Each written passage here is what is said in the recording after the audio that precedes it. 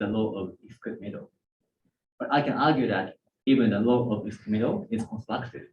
So we don't lose the power of classical logic, rather it's a refinement of existing mathematics. And for the second point, I simply say that the new categorical structures, if you focus on algebra of this approach. And finally, I see topology as an intrinsically computational concept. So I see this computational perspective has much to explore. And then the next question is perhaps how to do that. And very roughly speaking, the idea is to first reduce mathematics to some philosophy of constructivism. Roughly speaking, we see everything in mathematics as some sort of computation or construction. But this is still very informal. So what we need next is some mathematics to formalize the very notion of computation. In other words, we need some theory of computation. And particularly, I employ game semantic theory of computation. Yeah. Okay. So very roughly speaking here, games is to regard mathematics as a game between a mathematician and God or oracle. And proving a theorem is really to argue against every possible criticism against oracle. And if a mathematician can demonstrate every time his argument is correct, then this really means his theorem is correct. So what I'm saying here is game semantics is really just a mathematical formalization of the daily activity of like working mathematicians. And I believe this is a kind of like a good picture of a refined picture of traditional set theoretic one, as we shall see. Okay, then before going, let me explain a bit more about constructivism. So roughly, constructivism is accept only constructive or computable objects and proofs. Why? Well, there are three reasons. The first is philosophical, because constructive objects and proofs are ontologically trustier than non-constructive ones, because they can be witnessed as actual computation in this form. And second is mathematical. So if we restrict our means to constructive ones, then we have fewer assumptions. So the same theorem could be stronger. So we can get new theorems or insights. And the last one is practical. If we implement the computation by programming, then it can be used to computer science. And there is a well-known paradigm to produce programs from mathematical proofs. And this is appealing because such constructive programs are already correct by construction, because proofs are already guaranteeing its correctness. Okay, then the starting point is a particular paradigm given by Brouwer, Heiting, and Kolmogorov, or also known as BHK, to regard proofs and objects as computations, but still in an informal sense. And then regard formulas as sets of proofs. And we see that formula is true if and only if it has some proof. In other words, a theorem is a non-empty formula or a non-empty set of proofs. So here, yeah, a formula is a theorem if and only if it has some computation witness or proof to its truth.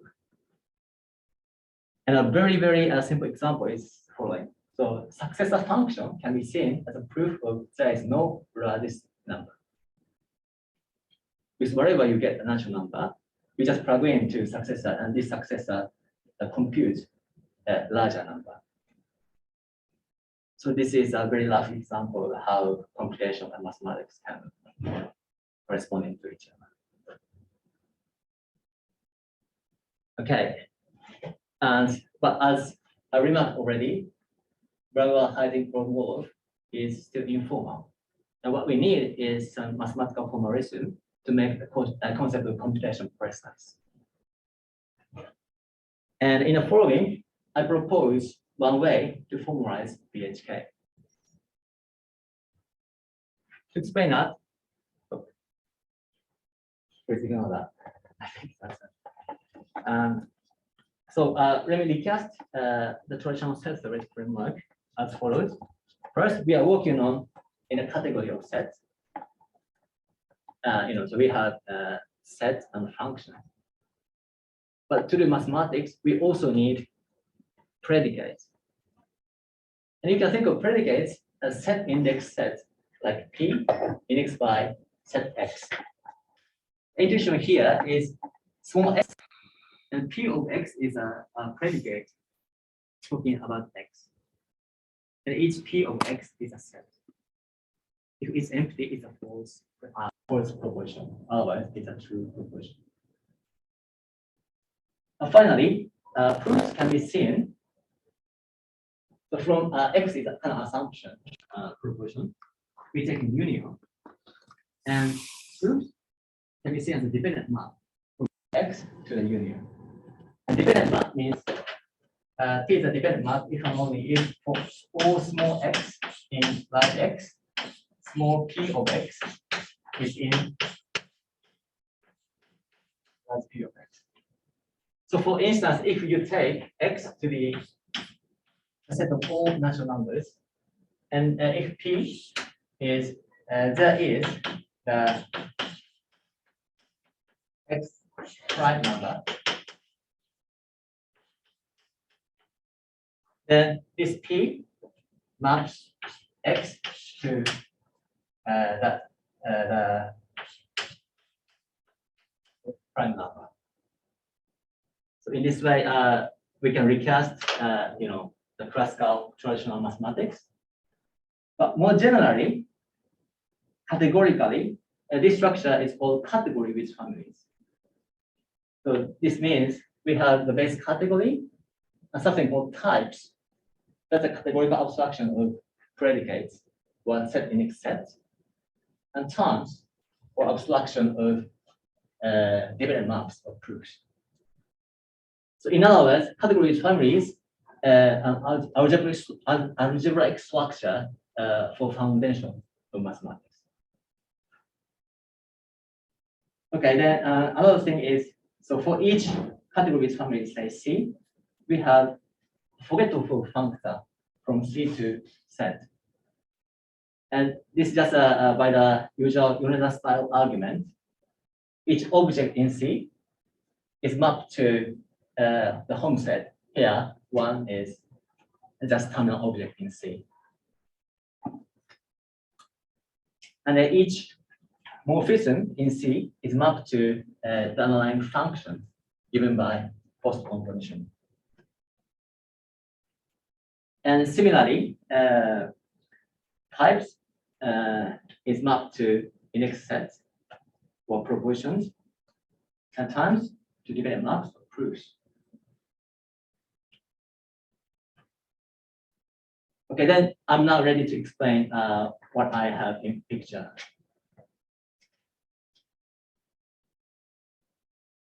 So my idea to establish a computational categories families, C, such that the image of this forgettable functor can recover classical mathematics.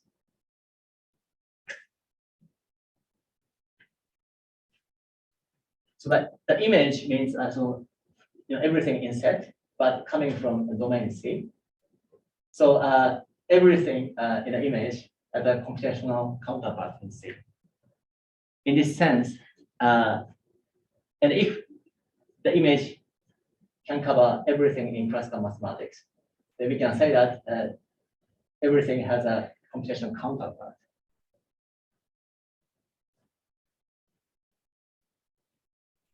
Yeah. And so now the problem is to define appropriate computational categories families C. And to this end, I need semantic model of generalized computation. Because, as I said, like syntax, first of all, depends on how it is written. So I want semantic one. And next, uncomputable objects do exist. For instance, uncomputable real numbers. But still, for instance, adding two uncomputable real numbers should be computable. Because intuitively, given two real numbers, you can just add to by digit fashion, digit by digit fashion. So we should be able to talk about uncomputable things, but still we should be able to talk about computability and some operation on uncomputable things. And for instance, classical model of computation like Turing machines can only talk about natural numbers. So it can only talk about natural number encoding of real numbers. And these real numbers must be computable. So it has a limitation. That's why we need generalized computation here. And finally, I don't want to lose the power of classical logic or classical mathematics. So for instance, I need the law of discrete method. And this is another reason why we need generalized computation.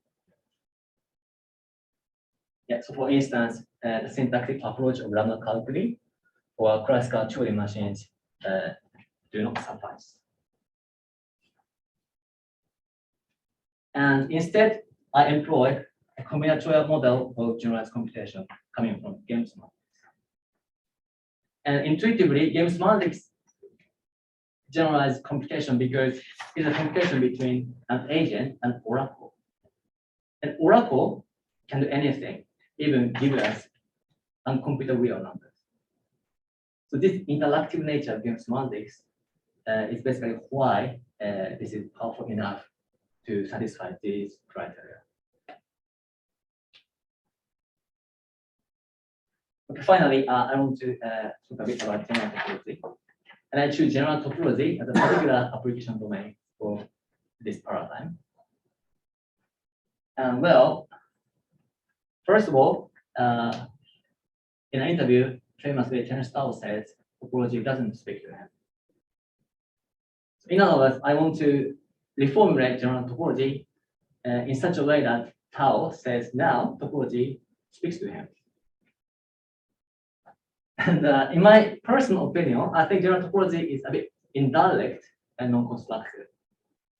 Because intuitively, say open sets are open because for any element, there's always a kind of tiny open space. So that as you close up, there's always you can find a space surrounding that point. That's intuition behind open set. But instead, general topology axiomatically defines algebra on open set. It can be nothing about geometry, right? And so, of course, this generality makes topology very versatile everywhere in mathematics. On the other hand, sometimes it is too general. And also, often general topology is very non-constructive. For instance, without Hausdorff, a finite set cannot be closed, or a sequence might converge to more than one point.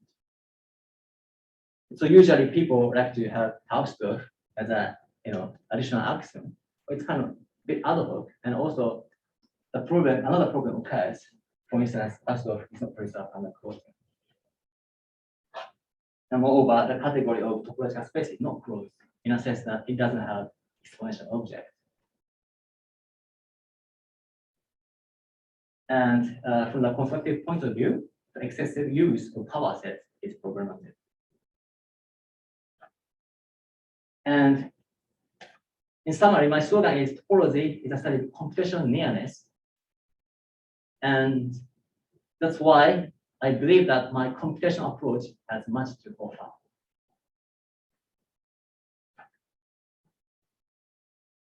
And I think the aim of this talk is to convince you about this point.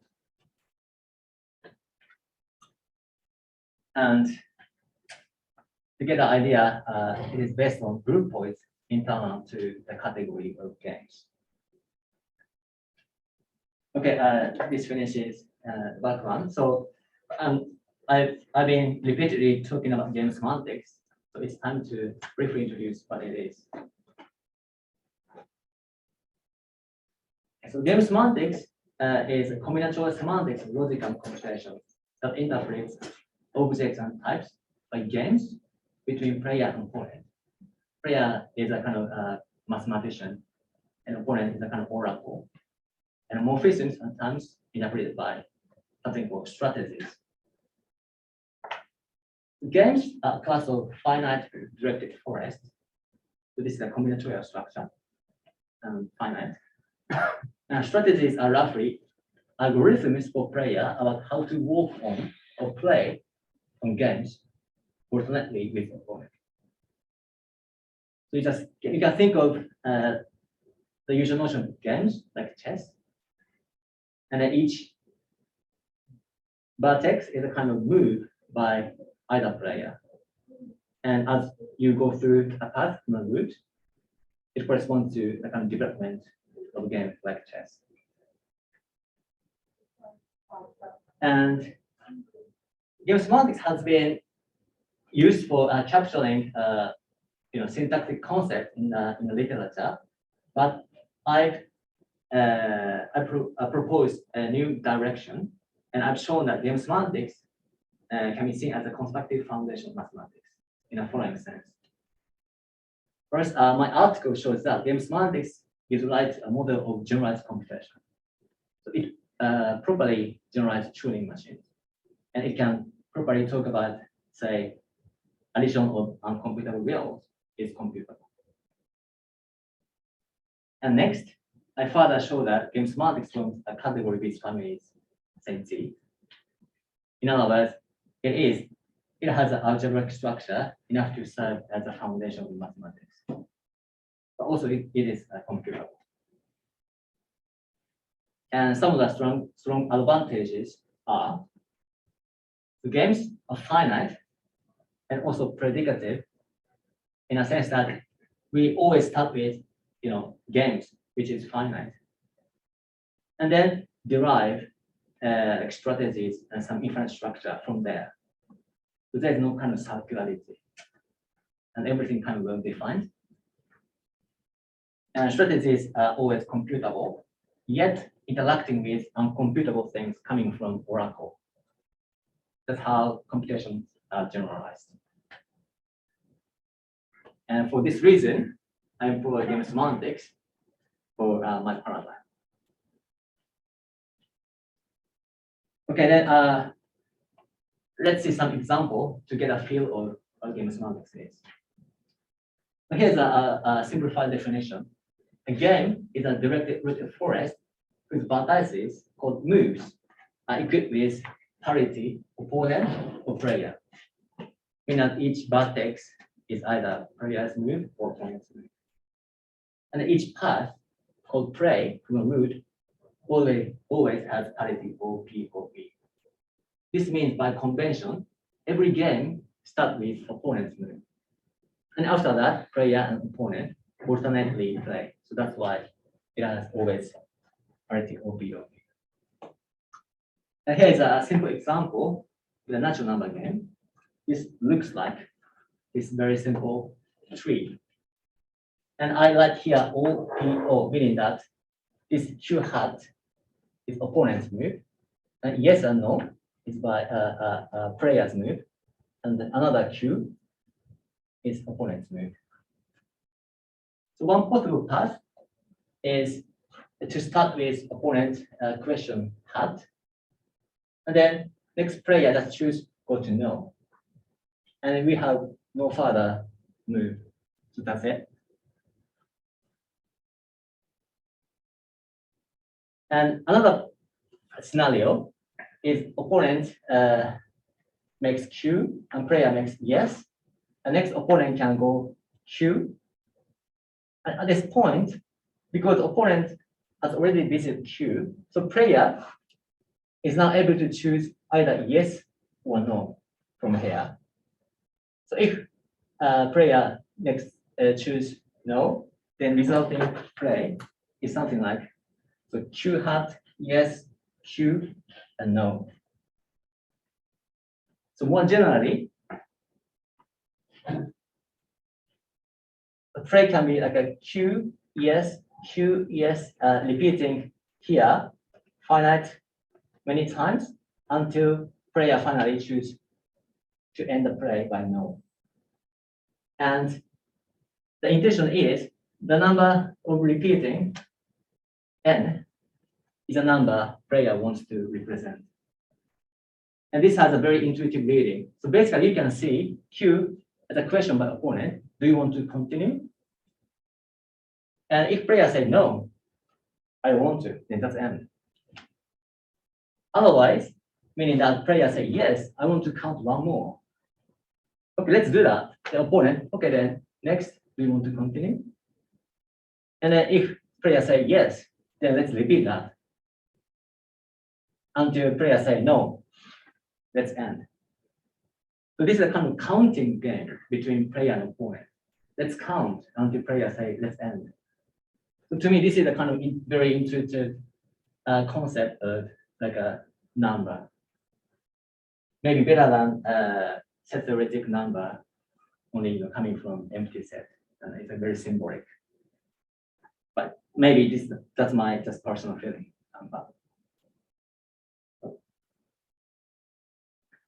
Okay. Then let me give you a bit more examples. So there's a product of games given by just this union. In other words, a play in a product is simply a play in A or B. And finally, there is an implication of function space between games. And the definition is a bit complicated, so I want to give you just a simple example. The implication between natural number games. So first, you have two copies of n, one here and another here. And this one is intended to be a domain, and this is a codomain. And then we add one additional edge here.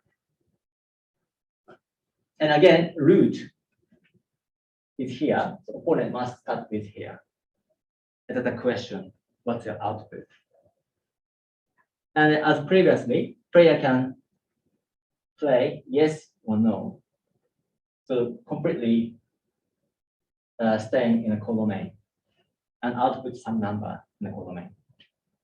That's one possibility. And this corresponds to constant function. Because display doesn't care what the domain is, just immediately output some number here. Or another possibility is, when asked a question, player choose to go to domain and compute in a domain for a while. And point here is in a domain, now opponent and player is interchanged. This initial question is now asked by player. And yes and no are given by opponent.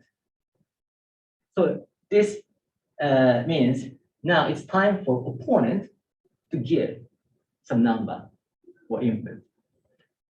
And playing for a while, maybe when time is appropriate, then player go back to codomain.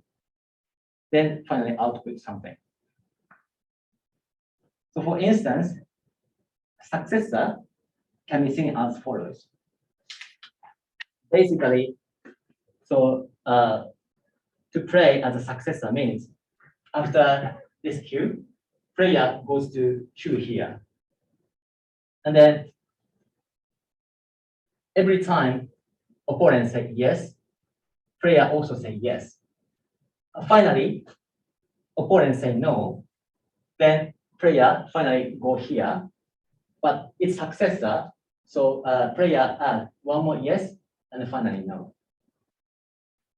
So if I just focus on a play, then this is the first question from the codomain, and the player, ask in a domain.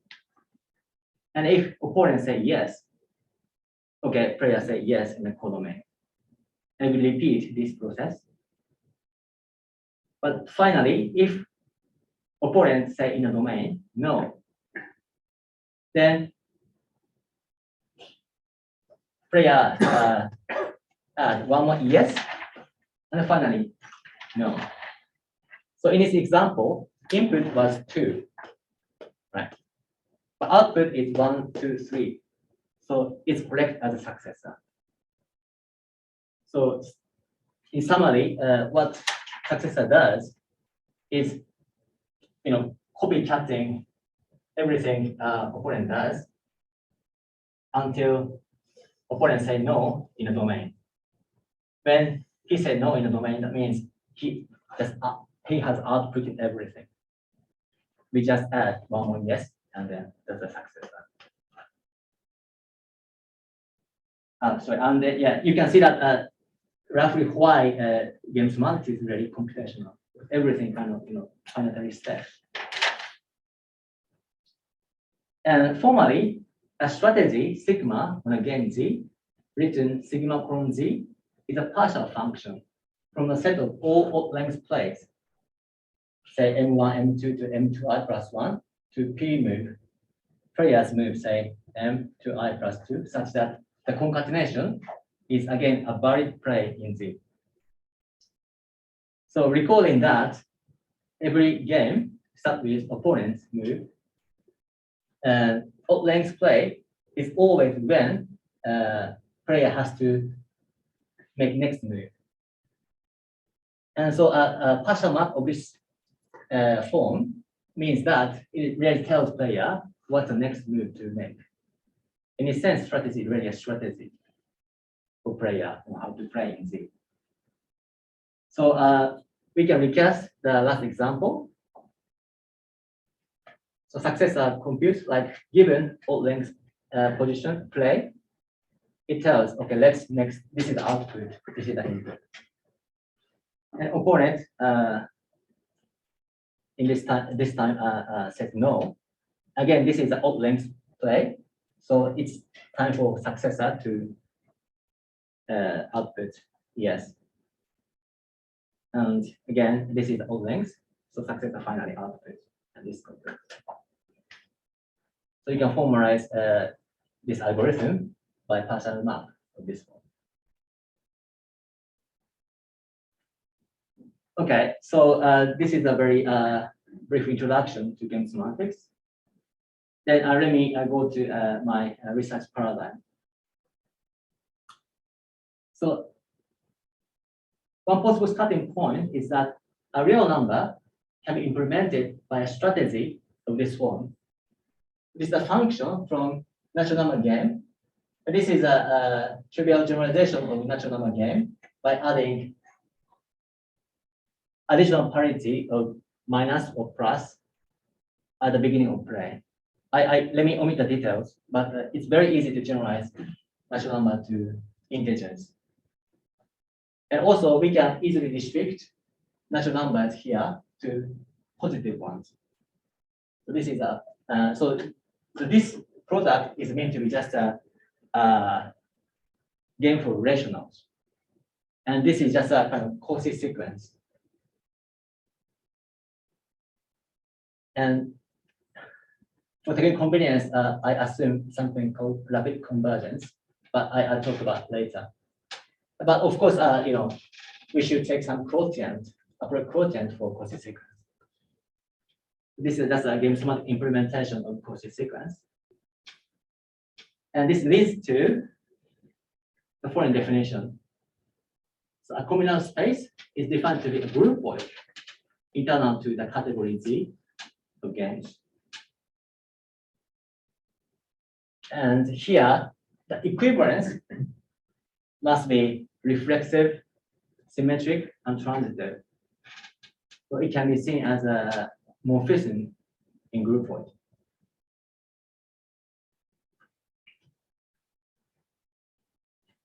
Okay, then let me connect this concept to general topology. So first point is a combinatorial space induces the underlying set. This is a home set from a terminal object to G0, which is a game. So this is just a set of all strategies on G0. And I call this a point, pretty much like a point in a space. And I define equivalence on this GW bar. So gamma and gamma prime are both elements of GW bar, or which is just a strategy on G0. So they are equivalent if and only if this game has some strategy of proof. And my intention is this Hom set, internal Hom set, is a game whose proofs or strategies proves that gamma and gamma prime are equal. So it makes sense to define they are equal if this game has some proof saying that gamma and gamma prime are equal. And here's a proposition. So each combinatorial space G, this is a topology in a standard sense of general topology by defining each subset of this underlying set to be open if S is saturated with respect to this equivalence. Because my intention is this equivalence really the equality or identification of gamma and gamma prime. So it's strange if the same element is contained inside S, but the same element at the same time outside of S. It's strange, so S must be saturated. And here's a main thing. So each point or strategy in sigma in S has a finite approximation F that is finitely separable from the complement. And here, F upper arrow is defined to be this set. So let me write.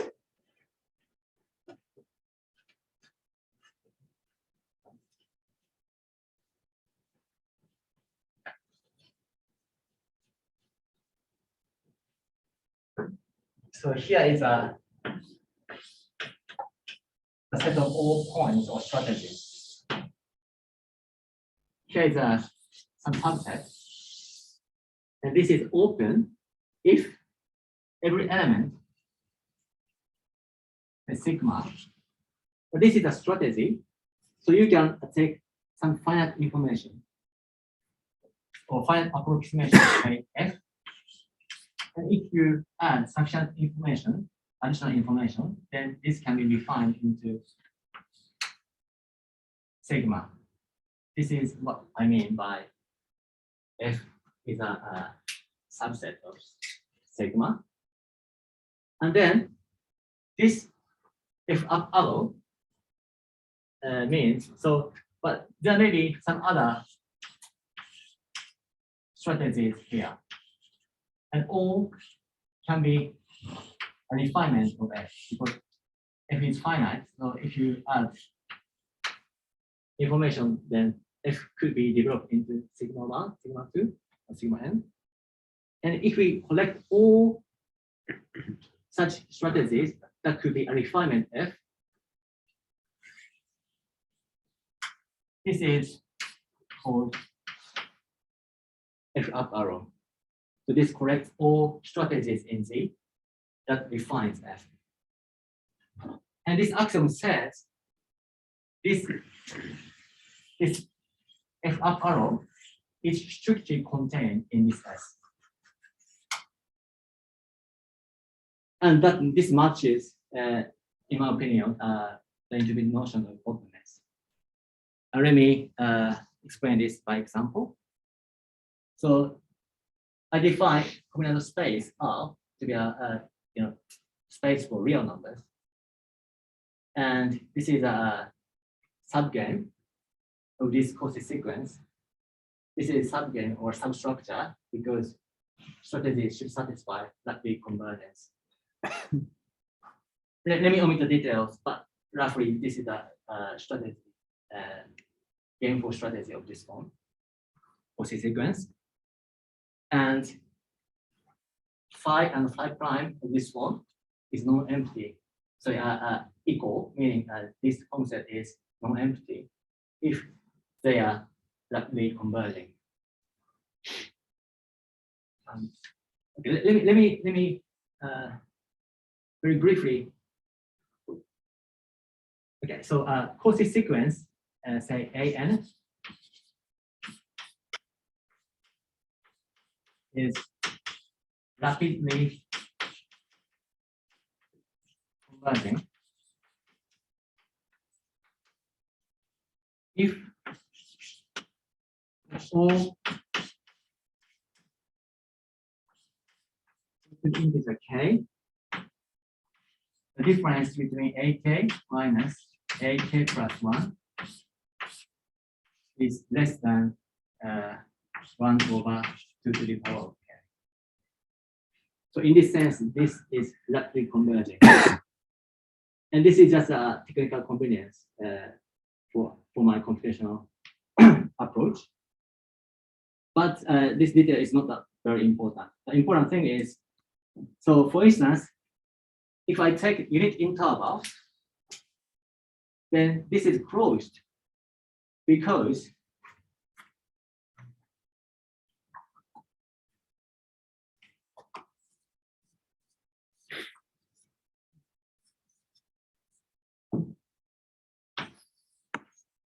we have unit interval here.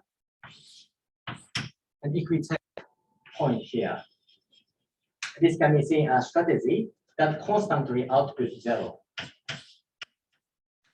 So constant Cauchy sequence. Then we need to take some finite approximation, maybe here. And that's so F means putting only a finite number of digits. So as a result, this F upper arrow is the set of all Cauchy sequence. The first, say, n digit coincides with F, but after that, it outputs anything like X, Y, Z, or something. So this set maybe contains something. So this contains not only strictly 0 Cauchy sequence, but something different here. In particular, so we have something here. This is outside of this unit interval. So this violates the second axiom. Each point sigma has finite approximation of F, but F upper arrow should have no intersection with outside. Excuse me. Yeah. But this is the second axiom for openness. Openness, yeah. So what you're proving is that the closed, interval 0, 1 is not open. It doesn't necessarily mean that it's closed. I see. Yeah. Right. Thank you. Thank you. Yeah.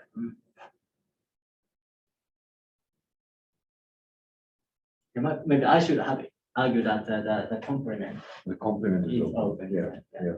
Thank you. Thank you.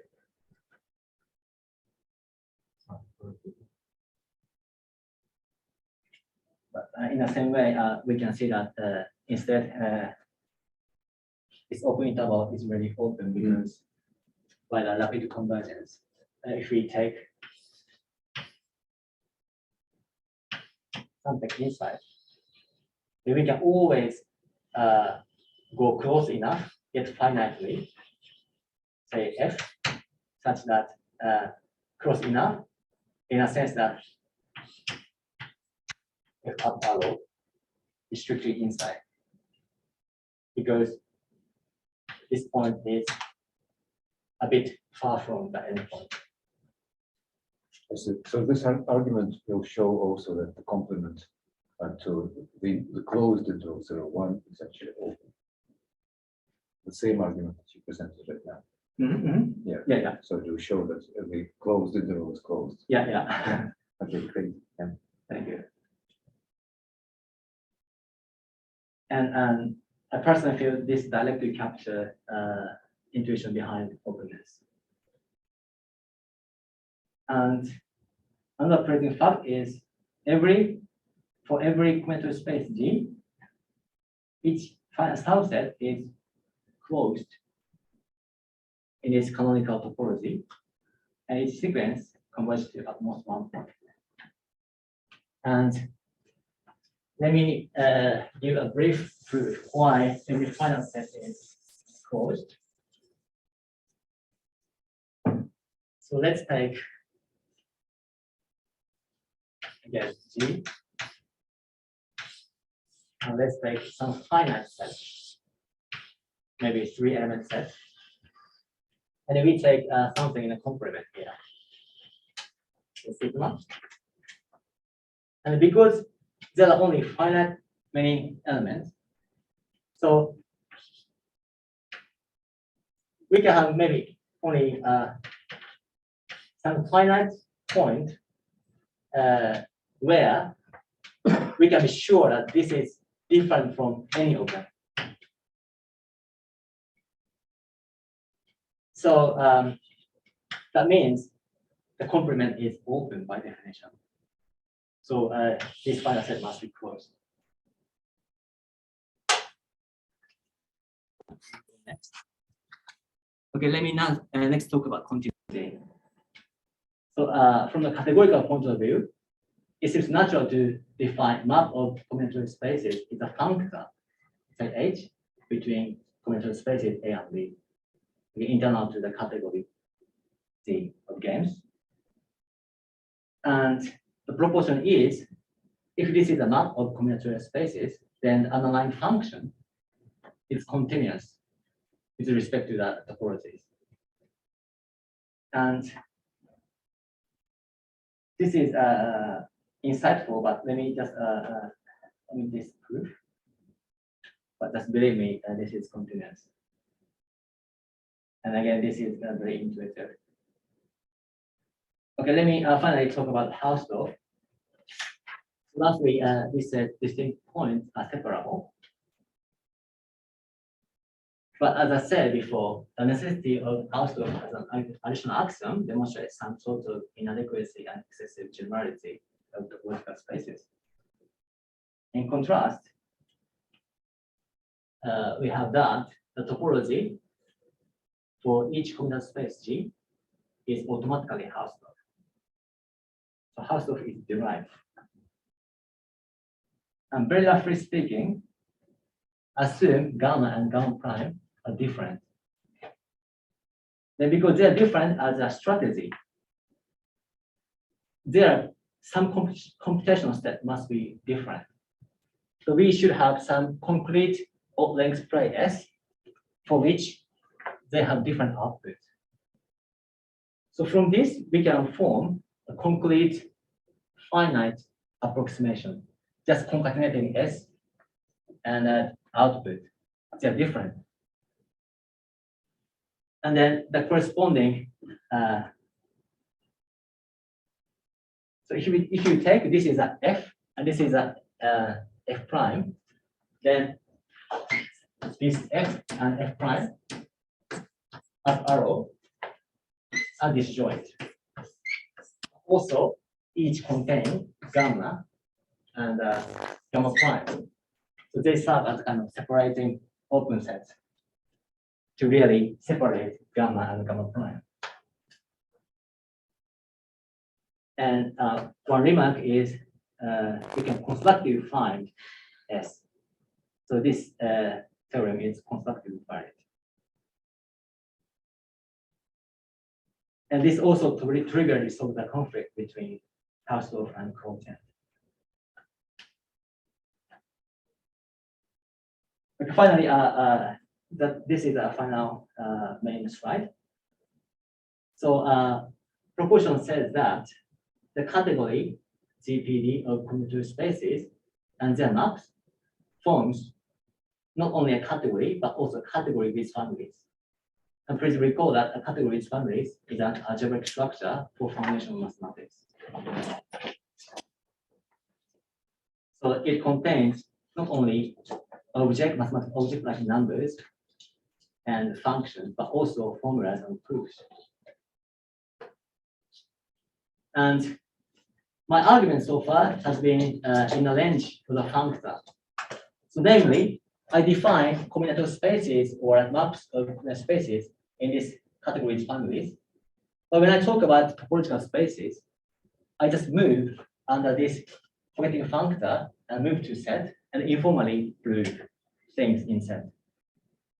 But properly speaking, everything can be occurring here. And because GPD has enough structure to talk about like formulas and proofs by games and strategy. So just for clarity, in this talk, my argument, theorem, and proposition happening in set, but this should have always the game semantic counterpart. And my conjecture is it is possible to completely internalize general topology inside GPD.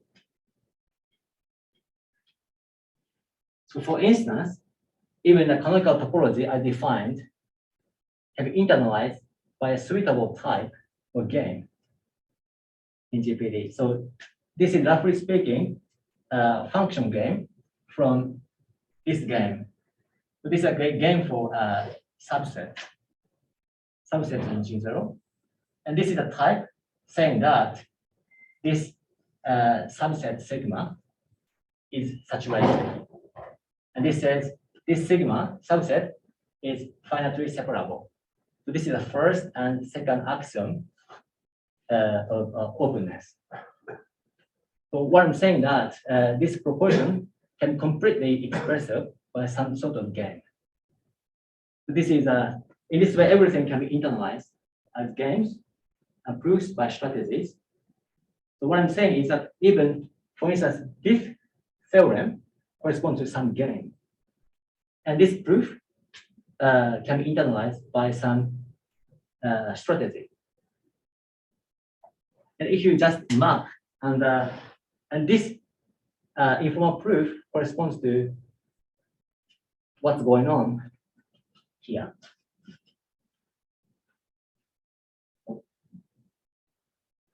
Yes. So initial results are encouraging. So far, I could internalize things internally. Okay, so let me conclude this talk and propose some future work. And so I have sketched my combinatorial approach. And its advantages are directness, naturality, syntax independence, constructivity, and predicativity. Let me skip here. And future work is define other basic concepts such as compactness, connectedness, and so on, and prove non-trivial measure theorems.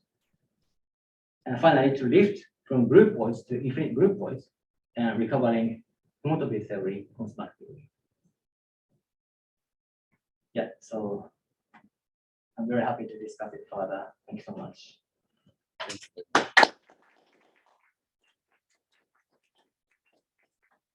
Questions? Yeah, sorry, this might be a silly question. So in groupoids, usually we have this notion of an equivalence between groupoids to capture when two of them kind of present the same thing. Do those kinds of things give rise to essentially the same topological space?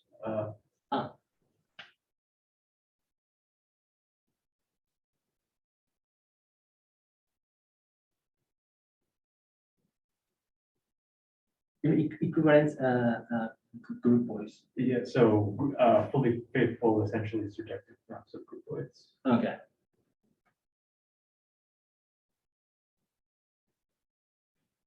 I haven't checked it yet, but I believe so. Yeah, thank you. Other questions? People, Yeah. with your conjecture, I just wanted to make sure that I understood it correctly, so that in your hope that you can completely internalize all of general topology, does this mean that it should also encapsulate non-Hausdorff topologies? I see. Not necessarily. So okay. Yeah. not necessarily. So in a sense, not completely, but okay, maybe let me rephrase.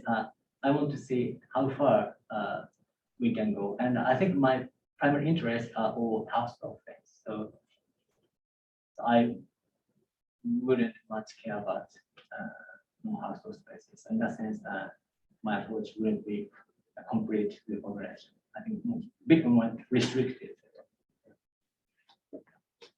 It probably wouldn't work in the Zariski topology. In algebraic geometry, which is usually not Hausdorff, but its own notion of separability. Other questions?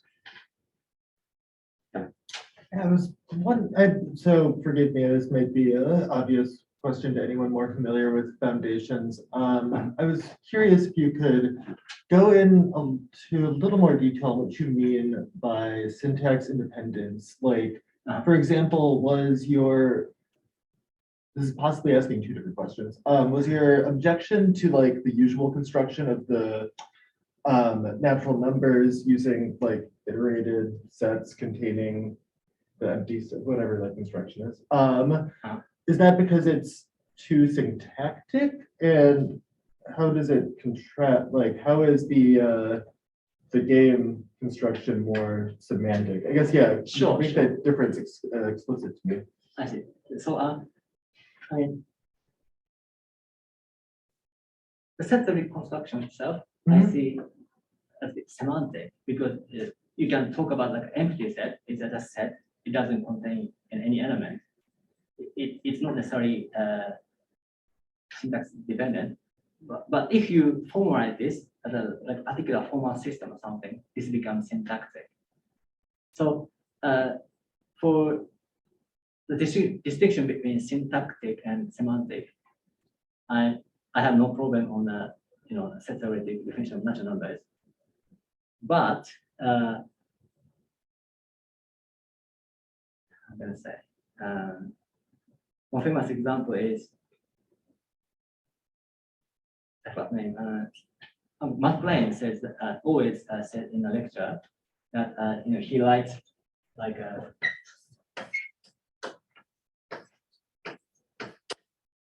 it is really two, and to me, just a kind of semantic and set theoretic encoding of number. But that's my personal preference is that my counting game is more intuitive because we are counting. But this may be just a bit too philosophical. But yeah, I'm happy to say that this is at least semantic. Okay.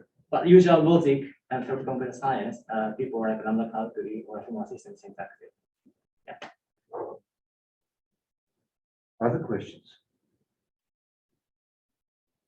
I have a short one.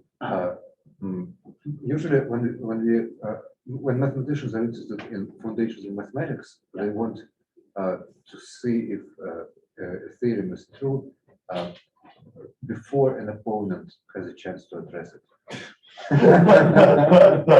So, is there a way to transform your theory that is based on an opponent, so that the opponent, the role of the opponent, for instance, is played by the player himself or themselves?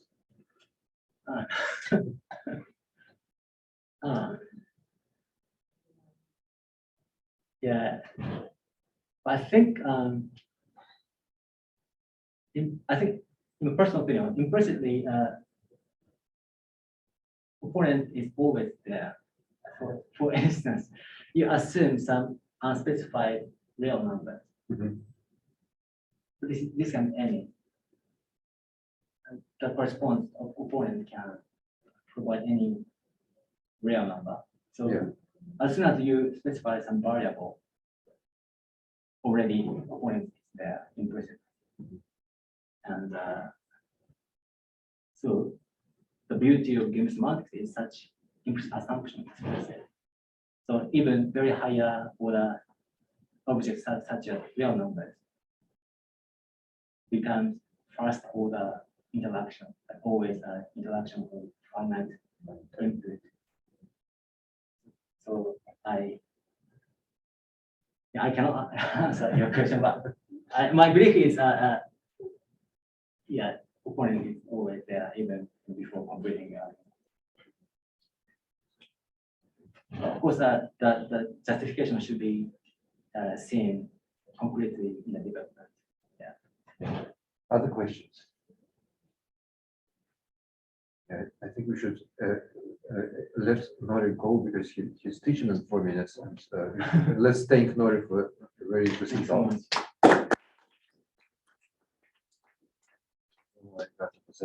much. Actually, your talk has been recorded.